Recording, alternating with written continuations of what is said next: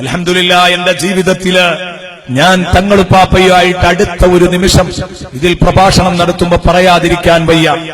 ഞാൻ ആദ്യമായി തങ്ങളുപ്പാപ്പയുമായി അടുക്കാൻ എനിക്കൊരവസരം കിട്ടിയത് കൊടുവള്ളിയില് റമദാൻ പ്രഭാഷണം നടത്തിക്കൊണ്ടിരിക്കുമ്പോഴാണ്.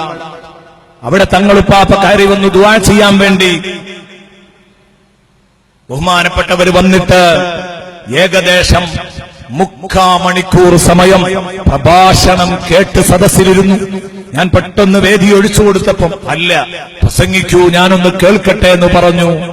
സുബ്ഹാനല്ലാഹ്, അന്ന് സത്യത്തിൽ വല്ലാതെ ബേജാറായിട്ടുണ്ട്. 3/4 മണിക്കൂർ സമയം പ്രസംഗം കേട്ടു. പിന്നീട് ദുആ ചെയ്തു. ദുആ ചെയ്ത് അന്ന് പിരിയുകയാണ്. തങ്ങളെ അടുത്തൊന്ന് പോയി ജസ്റ്റ് ഒന്ന് കൈപിടിച്ചു മുത്തി എന്നല്ലാതെ എനിക്കൊരു വാക്കുപോലും പറയാനുള്ള ധൈര്യമില്ലായിരുന്നു. താജുൽ ഉലമയോട് എനിക്ക് തുറന്നൊന്ന് സംസാരിക്കാനുള്ള ധൈര്യം വന്നില്ലായിരുന്നു. അതാണ് സത്യം.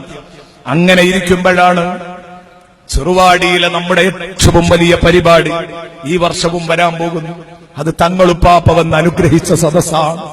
ഞാൻ വിശ്വസിക്കുന്നു അതിന്റെ വലിപ്പം അത് തന്നെയായിരിക്കും. കഴിഞ്ഞ വർഷം 7500ഓളം ആളുകൾ ദിനം പ്രതി 10 ദിവസത്തെ പ്രഭാഷണം 9ാം വർഷത്തിലേക്ക് കടക്കുന്നു. ഇൻഷാ അല്ലാഹ് അടുത്ത കൊല്ലം 10ാം വാർഷികത്തിലേക്ക് പോവുകയാണ്. ഒരൊറ്റ സ്റ്റേഡിയത്തിൽ എല്ലാ കൊല്ലവും 10 ദിവസം ഏതെങ്കിലും ഒരു സൂറ വിശദീകരിക്കും. സൂറത്തു യാസീൻ വിശദീകരിച്ചുകൊണ്ട് സംസാരിക്കുന്ന ഫസ്റ്റ് കൊല്ലത്തെ ആ സദസ്സിലേക്ക് തങ്ങളുപ്പാപ്പ കയറി വന്നപ്പം ഞാൻ പറഞ്ഞു, നമ്മുടെ നേതാവ് താജുൽ ഉലമ വരുന്നുണ്ട്. തങ്ങളുപ്പാപ്പനെ ഒരു സെക്കൻഡ് പോലും ഇവിടെ ഇരുത്തുന്നത് ശരിയല്ല. അതുകൊണ്ട് ഞാൻ എന്റെ പ്രഭാഷണം അവസാനിപ്പിക്കുകയാണ് എന്ന് പറഞ്ഞ് ഞാൻ വന്നിരുന്നപ്പം ഞാൻ പ്രസംഗം കേൾക്കാൻ വന്നതാണ്. പ്രസംഗിച്ചു, ദ്വാരക്കാനാകുമ്പോ ഞാൻ പറയാന്ന് പറഞ്ഞു. ഞാൻ പ്രസംഗിച്ചു. പിന്നെ അവിടെ നിന്ന് അങ്ങോട്ട് പ്രസംഗിച്ചത് ഞാൻ സത്യത്തിൽ പേടിച്ചാണ്. കാരണം പ്രസംഗം കേൾക്കാൻ അതാരാണ് ഇവിടെ ഇരിക്കുന്നത്? ഇബ്നു ഹജർ റളിയല്ലാഹു അൻഹുവിന്റെ തുഹഫ 10 ജുസ്ഉം അങ്ങോട്ടും ഇങ്ങോട്ടും കൈകാര്യം ചെയ്യാൻ ഒരു പ്രയാസവുമില്ലാത്ത ലാഘവത്തോടെ കൈകാര്യം ചെയ്യാൻ കഴിയുന്ന ഒരു വലിയ ആലിം, വലിയ തങ്ങള് അവരുടെ മുമ്പിലിരുന്ന് നമ്മുടെ എല്ലാമാണ് അവരുടെ മുമ്പിലിരുന്നിട്ട് പ്രസംഗിക്കുമ്പോൾ സ്വാഭാവികമായും ബേജാറുണ്ടാവും. ഞാനന്ന് അവസരോചിതം ഇബ്നു ഹജർ റളിയല്ലാഹു അൻഹുവിന്റെ തുഹഫയിൽ നിന്ന് ഒരു ഭാഗം എനിക്ക് ഉദ്ധരിക്കേണ്ടിയിരുന്നു. പ്രവാചകന്മാരുടെ ബോഡികൾ, അവരുടെ തിരുശരീരങ്ങള്, ആ തിരുശരീരം ഒരിക്കലും ഒരു മുസ്ലിമായ മനുഷ്യൻ പട്ടിണി കിടന്ന് മരിക്കുകയാണെങ്കിൽ, തുഹഫയിൽ കാണാം ഒരു മസ്അല, പട്ടിണി കിടന്ന് മരിക്കുകയാണ്, ഇപ്പോഴെന്തെങ്കിലും ഒന്ന് തിന്നില്ലെങ്കിൽ ഞാൻ മരിക്കും എന്നുറപ്പാണെങ്കിൽ വലഹു ബൽ അലൈഹി അഖ്ലു മയ്യിത്തിൻ, മയ്യിത്തിനെ തിന്നിട്ടെങ്കിലും ജീവൻ നിലനിർത്തണം. അതവന് ജായിസാണ്, അല്ല അവന് നിർബന്ധമാണ്. വലഹു ബൽ അലൈഹി അഖ്ലു മയ്യിത്തിൻ എന്ന് പറഞ്ഞിട്ട് പറഞ്ഞു വലഹു മുഹ്തറമാത്, മനുഷ്യന്റെ ആദരിക്കപ്പെടുന്ന മനുഷ്യന്റെ മയ്യത്താണെങ്കിൽ പോലും അയാളുടെ ശരീരം ഒരു കഷ്ണം വെട്ടി തിന്നാൽ എന്റെ ജീവൻ രക്ഷപ്പെടുമെങ്കിൽ അത് തിന്നണം. കാരണം ജീവിച്ചിരിക്കുന്നവന് മരിച്ചു കിടക്കുന്നവനേക്കാൾ പവറുണ്ട്. ഇവന്റെ ഹയാത്ത് രക്ഷിക്കേണ്ടതാണ്. അയാൾക്കിനി ബോഡിയില്ലെങ്കിൽ പ്രശ്നമില്ല, അയാളുടേത് ആത്മാവിനാണല്ലോ വില. അതുകൊണ്ട് ആ ശരീരത്തിൽ നിന്നൊരൽപ്പം വെട്ടിത്തിന്നാം എന്ന് പറയുന്നിടത്ത് അവിടെയും ഇബ്നു ഹജർ റളിയല്ലാഹു അൻഹു പറഞ്ഞ വാക്ക്, അത് പറയാനാ ഞാൻ അന്നത് പറഞ്ഞു വന്നത്. ഇല്ലാ ലിനബിയ്യിൻ, ഒരു നബിയുടെ തിരുബോഡിയാണെങ്കിൽ ഒഴികെ, ഒരു നബിയുടെ, ഒരു പ്രവാചകന്റെ തിരുശരീരമാണെങ്കിൽ ഞാൻ പെടഞ്ഞ് മരിക്കുകയാണെങ്കിലും ആ പ്രവാചകന്റെ ഒരു കഷ്ണം വെട്ടിത്തിന്ന് എന്റെ ജീവൻ നിലനിർത്താൻ എനിക്ക് അനുവാദമില്ല. പ്രവാചകന്മാരുടെ ശരീരത്തിൽ തൊടാൻ പറ്റില്ല. ബാക്കിയുള്ളവരുടേതൊക്കെ മണ്ണിലേക്ക് വെച്ചാൽ മണ്ണാകാതെ കിടക്കുന്ന ശരീരങ്ങൾ ഉണ്ടാവും. മണ്ണായിപ്പോയേക്കാം, ഉറപ്പില്ല മണ്ണാവൂല. അതേസമയം അമ്പിയാക്കളുടെ ശരീരം അനങ്ങൂല. അത് മുത്തുനബി പറഞ്ഞതാണ്.